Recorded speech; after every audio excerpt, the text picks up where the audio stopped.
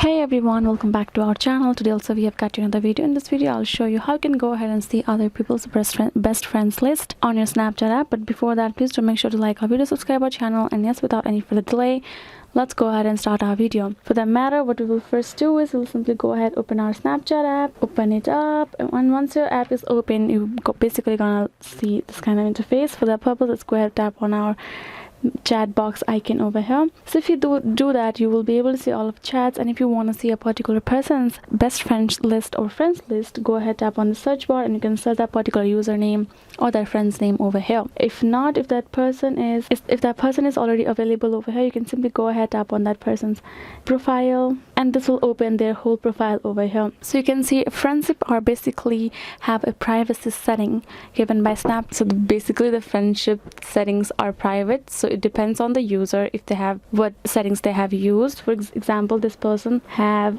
their friendship list hidden, so we won't be able to see it. And you can say screenshotting friendship profile will say notification, just like with Snaps as well, so you should not do that as well. So yes guys, this is it. You won't be able to actually see a person's friendship list like that here in Snapchat.